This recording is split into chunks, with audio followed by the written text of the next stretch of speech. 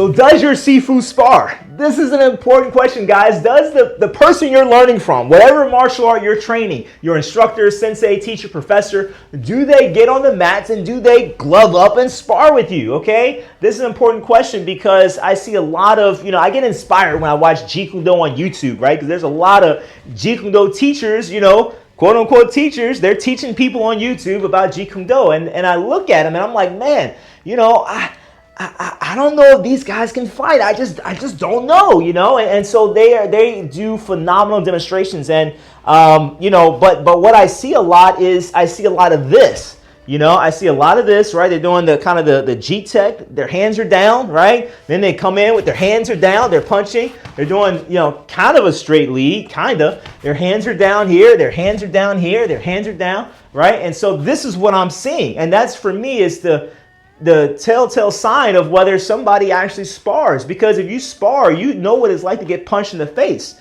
And you kind of have like PTSD, like I need to keep my hands up because I'm going to get punched. Even when I'm hitting the bag or I'm working on the bob or I'm, shadow boxing, you always have a heightened sense of, oh crap, my hand is down, I'm about to get hit.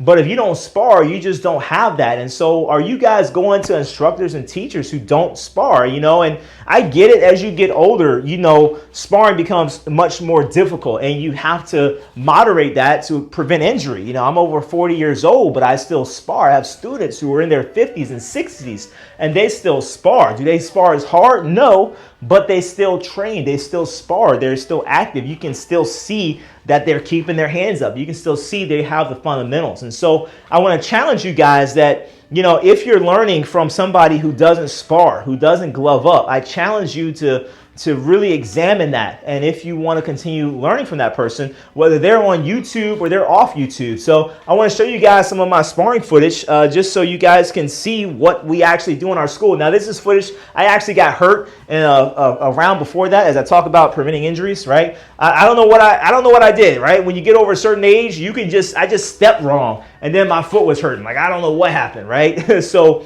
anyway, so I'm not moving very well, okay? Not moving very well as far as my footwork. So I'm trying to minimize damage, but at the same time, I wanted to keep sparring. I wanted to keep going. Probably not the best idea, but did it anyway. So check it out. Let me know what you guys think in the comments.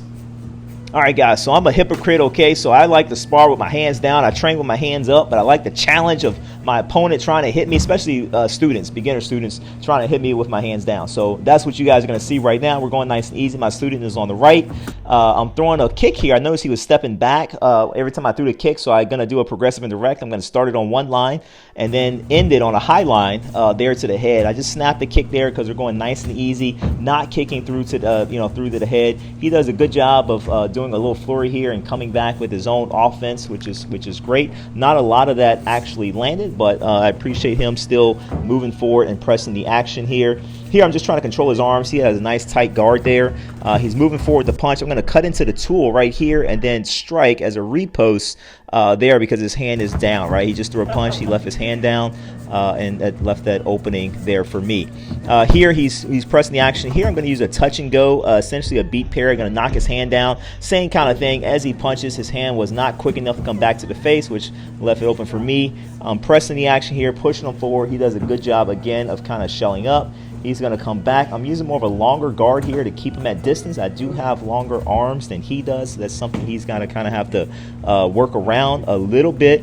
Here I'm going to intercept with a kick and then follow through with the punch, right? So I'm using a longer weapon, right? It's one of our principles, using a longer weapon. I'm still checking his hand as I kick, and then I'm going to follow up with that lead punch as well. And then he kind of, again, covers up, comes back with his offense. We're a little bit off camera here, and I'm going to skip forward here to some of the other sections, some of the other action as we continue to press the action here. So here we're just kind of here, right? I'm waiting for him. He's waiting on me. My foot is still banged up, okay? So I don't have a lot of good footwork right now. Otherwise, I'd be doing a lot more movement, okay? Here again, I'm moving real slow, man. That was ugly, but I still was able to repost with the kick here as he brought his kick back. I like to stare at folks, right? Once I attack, I like to look at him because I want him to actually come back with something. I want to challenge him to actually hit me and attack me back. Here I tried to do an attack by draw. I threw my hand out to the left side and came through with a Wing Chun blast, but he didn't fall for the draw. He did a great job of kind of covering up. So I was hoping he would try to do an outside block, which would open the way for a straight line attack.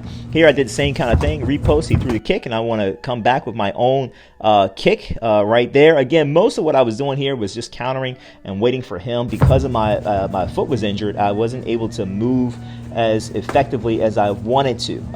Essentially, I really just kind of had to wait for him and try to work on intercepting. Here we kind of move towards the end of the round here.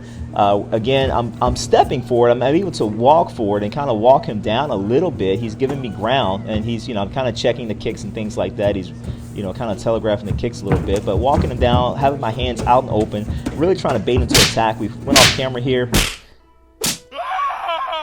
A little bit of comic relief there, okay, but had a great time, good sparring. You definitely want to make sure that your instructors are sparring. That's kind of how I spar. We give each other feedback at the end, show each other what we saw, and then we're always respectful. All right, so feedback.